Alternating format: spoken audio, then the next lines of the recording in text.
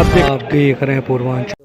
नमस्कार, आप देख रहे हैं पूर्वांचल यूपी लाइव। मैं हूं राजेश सोनकर। इसमें हम गोरखपुर के नक्षत्रशाला पे हैं और हमारे साथ हैं खगोलविद, जो यहाँ के खगोलविद हैं। इनसे बात करते हैं, ये जो पोस्टर लगे हैं इसके बारे में बात करते हैं। बिग बैंग क्या है, ये बताइए कि बिग बैंग क्या है। हाँ, बड़ा अच्छा क्वेश्चन आपने राइज किया है सोनकर जी, बहुत बहुत धन्यवाद आपके लिए।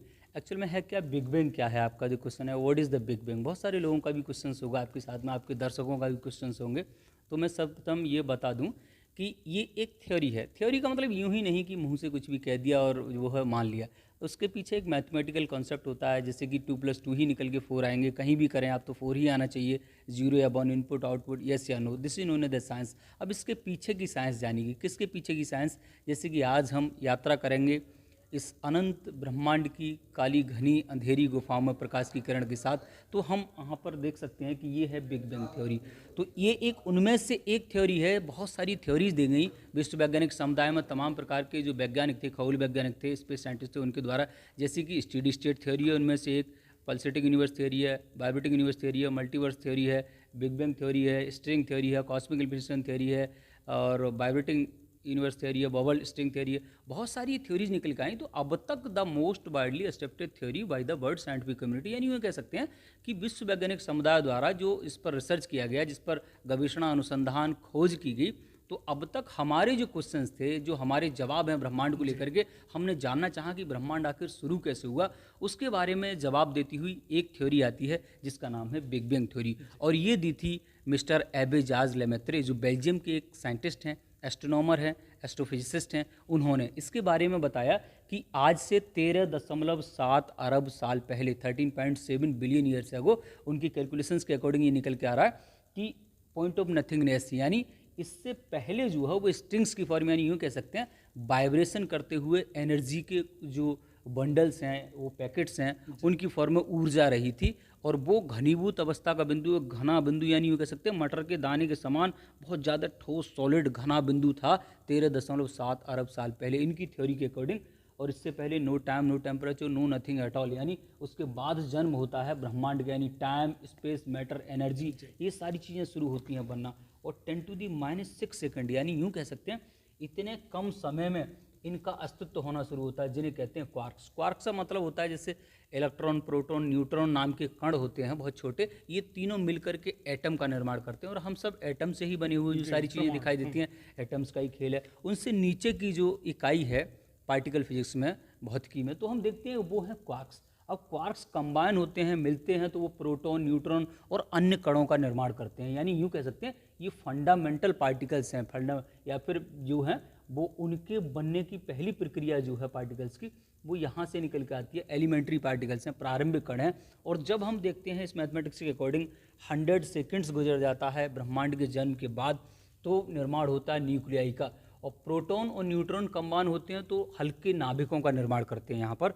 और जब हम देखते हैं 3 लाख ईयर्स, यानी 3 लाख साल गुजर जाते हैं, तो अब एटम्स का निर्माण होना शुरू होता है। और एटम जो है वो कूलिंग, इन्हें ठंडा करने में सहायता करती है न्यूक्लियाई को एटम बनने के लिए। उसके बाद जब 1 मिलियन ईयर्स निकल जाता है, उसके बाद सीड्स ऑफ गैलेक्सीज, यानी ब्रह्मांड में गैलेक्सीज के बीज पड़ना शुरू हो सकते हैं, गैस के क्लाउड्स वगैरह बनना शुरू होते हैं, पहले स्टार्स वगैरह जन्म लेना शुरू होते हैं। यानी यहाँ पर बनती हैं विभिन्न प्रकार की गैसें, जैसे कि hydrogen, helium, neon, Hg, mercury, krypton, xenon, फ्लूओन वगैरह वगैरह, बहुत सारी गैसेस। तो ये सब ब्रह्मांड जो है वो ये सब gas, dust particles, energy, matter, इन्हीं चीज़ों का कमाल है। और आगे हम बढ़ के देखते हैं तो दिखाई दे रहा है आपको कि यहाँ है सुपरनोवा एक्सप्लोजन। अब क्वेश्चन हो सकता है आपका कि सुपरनोवा एक्सप्लोजन क्या है, मतलब है क्या। ये सूर्य से बड़े जो तारे होते हैं, बड़े का मतलब 1.44 सोलर टाइम से लेकर के, मतलब 1.5 गुना सूर्य जितना इतना बड़ा, उससे 1.5 से 3 गुना बड़ी जो स्टार्स बनते हैं ब्रह्मांड में। सुब्रमण्यम चंद्रशेखर ने इन चीज़ को प्रतिपादित किया, इसका मैथमेटिक्स दिया, और उन्हीं के नाम पर फिर इन सारी चीज़ों को श्रेय दिया गया कि ये है सब Subramanyam Chandrasekhar limit, criterion of Subramanyam Chandrasekhar, यानी 1.44 सोलर मासेस लिमिट्स। तो उन्हें 1983 में इसीलिए नोबेल प्राइज़ भी मिला था वो पूरी दुनिया का सबसे बड़ा पुरस्कार होता है नोबेल प्राइज।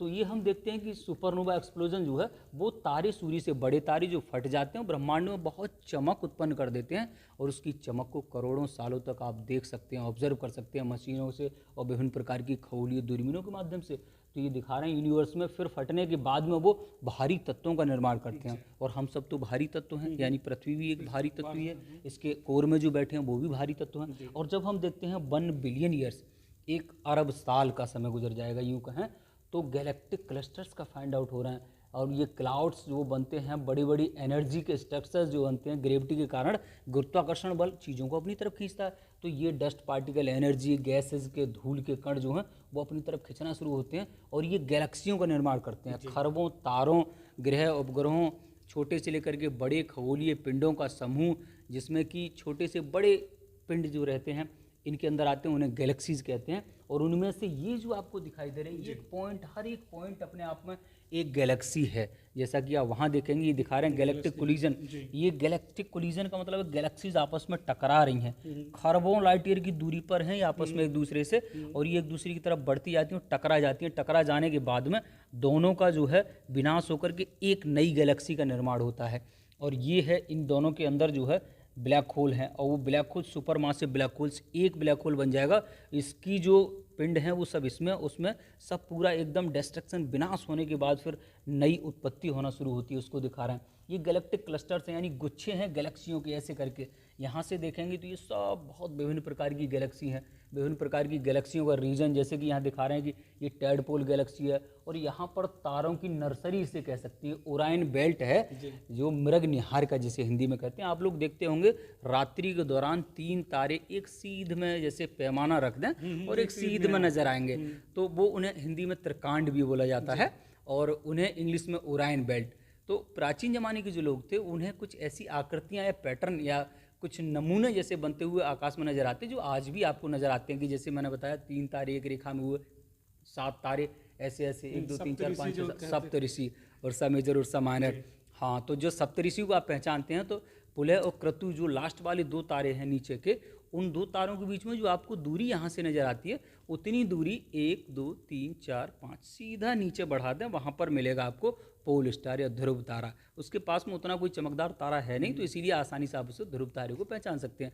तो ऐसे ही करके वो जो कुछ पैटर्न हैं, नमूने हैं, उन्हें कहते हैं नक्षत्र, कॉन्स्टेलेशंस या तारा मंडल, और वो आज उन्हें पूरे आकाश में डिवाइड किया गया है, तो वो 88 कॉन्स्टेलेशंस यहाँ से नज़र आते हैं बखूबी।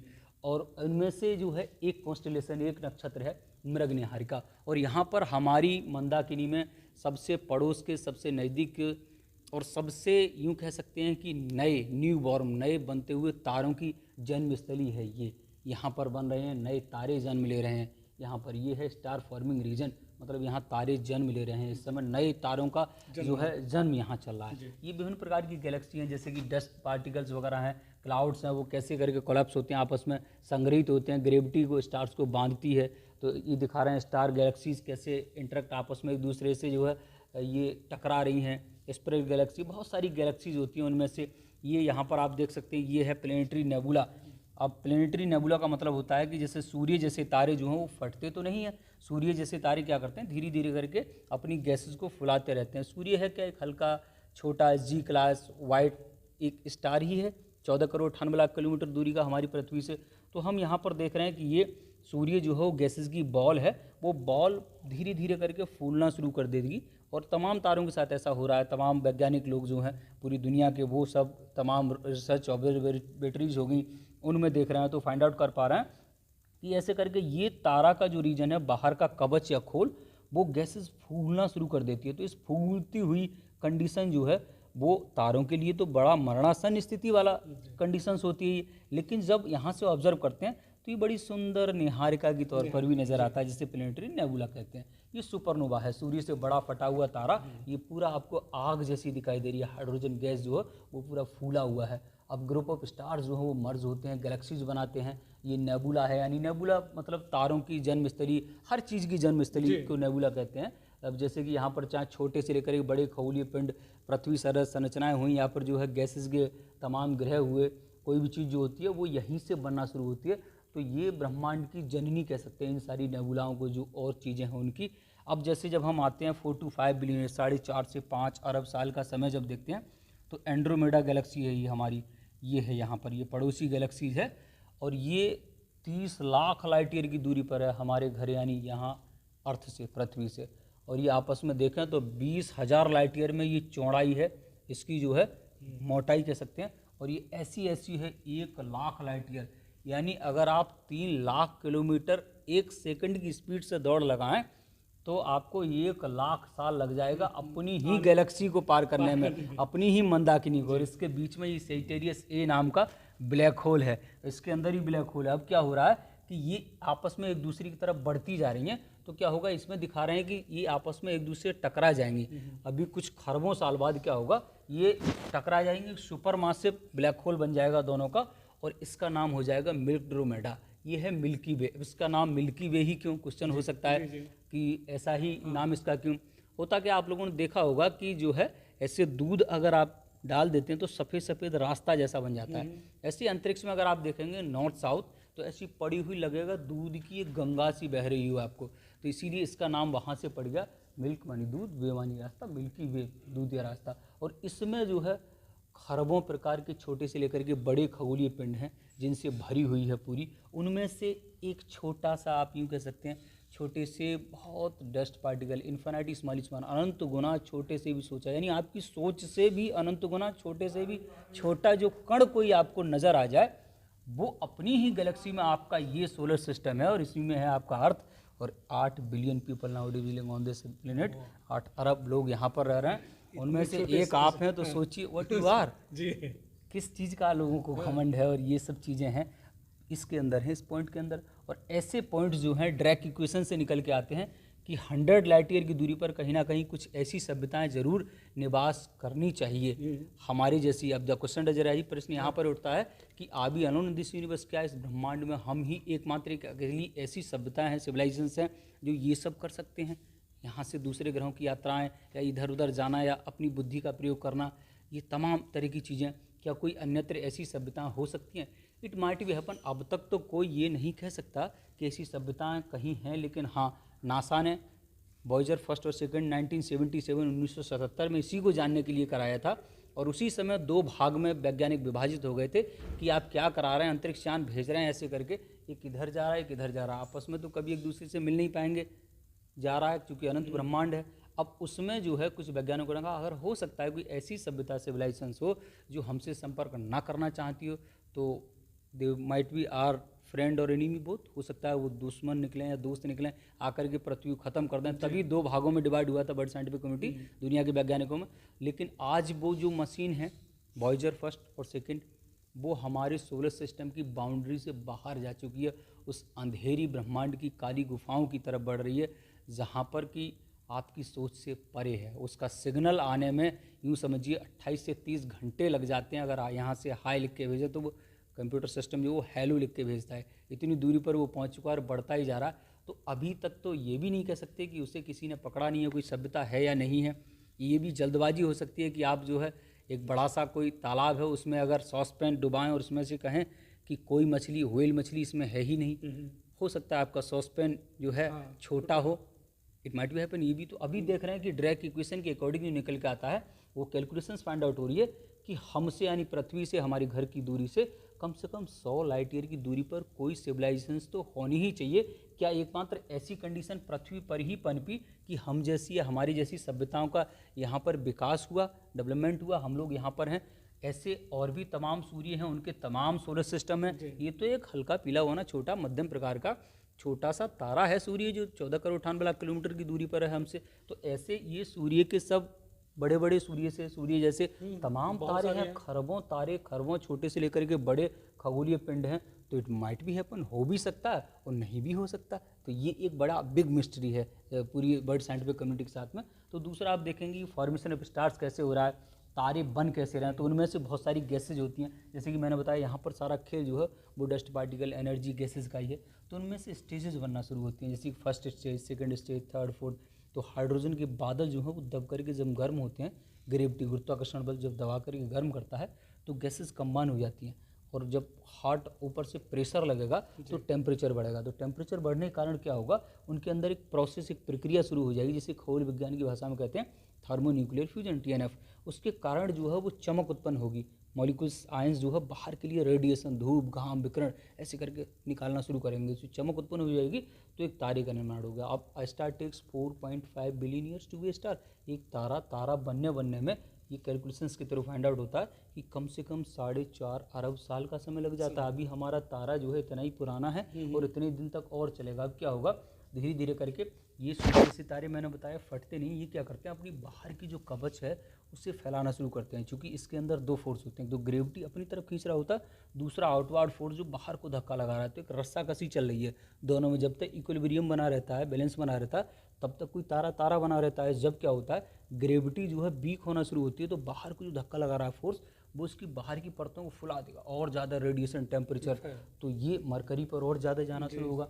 तो मरकरी पर तो पहले से ही किसी के रिलेटिव्स नहीं रहते हैं, कोई है नहीं यहाँ पर, और पूरा जो है एकदम निर्जन संसार कह सकते हैं। फिर वीनस है, अब ये बड़ा चमकीला नज़र आता है शाम को सूर्यास्त, तो सूर्योदय से पहले। शुक्र ग्रह है, ये बुध ग्रह है आपका, तो बुध ग्रह के चारों तरफ जो है फास्फीन वगैरह हो गए, और जो आपका कार्बन डाइऑक्साइड के चारों तरफ बादल हैं, उनके कारण क्या होता है, सूर्य की रोशनी को ट्रैप कर ले रहा है और वो बाहर नहीं निकलने देता। सबसे गर्म प्लेनेट ये हो जा रहा है। अब हम यहाँ से अपने सूर्य से पहुँच चुके हैं 14 करोड़ 98 लाख किलोमीटर दूरी पर, यानी अपना हमारा घर पृथ्वी, और ये है आपका घर पृथ्वी, और ये है आपका प्यारा सा इंडिया। श्रीलंका हो गया, यूरोप, एशिया हो गया, तमाम कंट्रीज़ हैं यहाँ पर। और ये 71% पार्ट पर वाटर है, जो समंदर, महासागर, ओशंस हैं। और ये 29% पार्ट ही ऐसा है जहाँ पर कि जीवन जीने लायक यानी दशाएँ हैं, यानी पृथ्वी है। और इस पर 193 कंट्री अप्रॉक्स यूएनओ के अकॉर्डिंग यहाँ पर हम लोग रह रहे हैं, उनमें से एक हम हैं। और ये है हमारा मून, और आज है 20 जुलाई, और आज ही के दिन 20 जुलाई 1969 को, जैसा कि मैंने अवगत कराया, अपोलो 11 मिशन के तहत चांद पर कदम रखा था मानव ने। वो थे नील आर्मस्ट्रॉन्ग, और मिशन था नासा का अपोलो 11। और ये है हमसे यहाँ 3,84,366.66 किलोमीटर की दूर, ये है हमारा प्यारा मून। इसे देखते हैं, इस पर कुछ गड्ढे जैसे नज़र आते हैं, वो है क्रेटर्स, 2.2 किलोमीटर से बड़े, 12 किलोमीटर तक से बड़े, बहुत सारे गड्ढे हैं यहाँ पर जो दिखाई देते हैं, दूरबीन से दिखाते हैं। तो आज इंटरनेशनल मून डे है। इस पर हम लोग यहाँ पर विभिन्न प्रकार के जो दर्शक आते हैं, उन्हें विभिन्न प्रकार की खगोलीय जानकारियों से अवगत कराते हैं। स्टूडेंट्स हुए उनको अवगत कराते हैं। दूसरा, आप अपने सोलर सिस्टम के बारे में जानेंगे तो आपका 4th प्लेनेट है मार्स, मंगल ग्रह। इसके 2 चंद्रमा हैं, डीमोस एंड फोबोस, और यहाँ पर जीवन जीने लायक वातावरणीय दशाएँ तलाशी जा रही हैं। आगे आने वाले समय में यहाँ पर मानवों को बसाने की योजनाएँ हैं, लेकिन ये इसका आधा ही है। अगर 8 अरब आदमी हो तो वह 4 ही अरब रह पाएंगे यहाँ पर, तो उसके अकॉर्डिंग देख रहे हैं। तो ये ऐसे बढ़ते हुए क्रम में जाएंगे। तो बुध और शुक्र के बीच एक चीज़ और आती है, एस्ट्रॉयड बेल्ट। छोटी छोटी कार के आकार के 4 व्हीलर जितनी होती हैं, उतने बड़े बड़े टुकड़े हैं जो है बहुत सारे सॉलिड, ठोस के बने हुए, टूटे हुए चट्टानी टुकड़े, या स्पेस डेब्रिस, अंतरिक्षी मलबा कह सकते हैं, वो इन दोनों ग्रहों के बीच में फंस गया है। तो वो भी जो है ऐसे ऐसे चक्कर लगा रहा है, ये भी ऐसे मूव कर रहा है इलिप्टिकल वे में, दीर्घवृत्ताकारी अंडाकार वे में। ये अपने अक्ष पर ऐसे घूम रहा है, दिनों रात हो रहा है, डेली दिनों रात होते हैं। दिनों रात करते करते करते करते ये अपने चलने का रास्ता है, पाथ है, जैसे हर चीज़ का रास्ता होता है, फिर चक्कर मार के वहाँ से इलिप्टिकल दीर्घवृत्ताकारी अंडाकार जो शेप है, इसमें घूम के फिर यहीं आ गया, तो 1 साल हो जाता है। ऐसे ये तो अपने अक्ष पर उतने ही दिनों में घूम रहा है, 27 डेज में। जितनी देर में अपने उस पर घूमता है अक्ष पर, उतनी देर में ये चक्कर लगाता है। तो यहाँ से जो भी होगा पृथ्वी से 59% पार्ट ही दिखाई देगा। तो एक तरफ ये वाला पार्ट दिखाई नहीं देगा जो आपका साउथ पोल है, और यहीं पर अभी चंद्रयान 3 जो मिशन कराया गया वो इस वाले पार्ट पर ही उतरेगा। दूसरा, आप इधर देखेंगे आप लोग, जुपिटर है हमारे सोलर सिस्टम का सबसे बड़ा ग्रह, यानी इसमें यूँ कह सकते हैं कि आपकी जो पृथ्वी है, ऐसी 1300 पृथ्वियाँ समझ आएंगी इसके अंदर। और ये ग्रेट रेड स्पॉट है, ये उल्टा चलता हुआ तूफान है बृहस्पति ग्रह पर, जो पिछले लगभग 3.5 अरब साल से ज़्यादा से ये कैलकुलेशन निकल के आ रही चल रही है। उसके 79 मून्स हैं, उनमें से गैलीलियो गैलीली ने जैसे कि दूरबीन बनाई, जो इटली के साइंटिस्ट थे, उन्होंने 7 जनवरी 1610 ईस्वी को इसको देखा। 1609 में जो दूरबीन बनाई उसके माध्यम से देखा कि ये क्या है, तो ये देखा कि ये एक बॉडी है, जिसे जुपिटर नाम दिया बृहस्पति, और ये गैलीलियन मून्स कहलाए 7 जनवरी 1610 ईस्वी से। जैसे कि उनमें कैलिस्टो, गैनीमेड, आयो, यूरोपा और बहुत सारे उसके और चंद्रमा हैं, 79 मून्स। और ये पूरा गैसेस जाइंट है, गैसेस का बना हुआ प्लेनेट है। ये दूसरा सबसे हल्का प्लेनेट है, क्योंकि ये भी गैसेस से बना हुआ है, इसकी डेंसिटी कम है, घनत्व कम है, यूँ कह सकते हैं वजन बहुत कम है इसका। अगर इस पूरे प्लेनेट को उठा करके एक समंदर में बड़े से रख दिया जाए जो पानी से भरा हुआ है, उसमें तैराना शुरू कर देगा। ऐसे ही दूसरे ग्रहों को हम देखते हैं, यूरेनस अरुण ग्रह है, नेपच्यून वरुण ग्रह है। तो ऐसे करके हमारे सोलर सिस्टम में जो 8 ग्रह हैं उनमें से एकमात्र ऐसा हमारा प्यारा ग्रह पृथ्वी ही है जहाँ पर जीवन संभव हो पाया है पिछले 4.5 अरब साल पहले से बन करके। और अब हम जो है चाँद को देख रहे हैं और आज हम यहाँ पर सेलिब्रेट कर रहे हैं इंटरनेशनल मून डे। कहा यह जा सकता है कि ये इतनी समय की यात्रा करने के बाद पृथ्वी का निर्माण हुआ। बिल्कुल बिल्कुल स्वाभाविक सी बात है। ये तमाम झंझावातों के बाद ये निकल के आता है कि हमारे सोलर सिस्टम का निर्माण जो है आज से हमसे लगभग अप्रॉक्स 4.5 अरब साल पहले हुआ है। और अब हम धीरे धीरे करके दूसरे ग्रहों की तरफ बढ़ने की योजनाएं बना रहे हैं। सोच रहे हैं कि हम लोग मून पर बेस स्टेशन स्थापित कर दें या मून पर कोई ऐसा खजाना मिल जाए, भविष्य का खजाना, जैसे हीलियम 3 वगैरह होगी, वहाँ के मिनरल्स कुछ हो गए या फिर कुछ और अन्य प्रकार की चीज़ें, या नॉर्थ साउथ पोल पर जिसके जो है पानी के विशाल भंडार ही हो गए, कोई भी चीज़ ऐसी यहाँ पर मिलने की प्रबल संभावनाएं हैं। और इन नियर फ्यूचर, निकट भविष्य में हम यूँ कह सकते हैं कि देखते हैं हमें क्या मिलता है और क्या पाते हैं, क्या खोते हैं इस अंतरिक्ष में। और हम हैं इस अंतरिक्ष के सफ़र पर। Thank you sir. बहुत बहुत धन्यवाद आपको इसकी जानकारी देने के लिए। ये थी हमारे साथ खगोल विधि। इन्होंने सूर्य जैसे कि पृथ्वी का निर्माण कब हुआ, किस तरह से हुआ, ये पूरी जानकारी इन्होंने पूरी विस्तार से बताया। पूर्वांचल यूपी लाइव के लिए मैं राजेश उनका।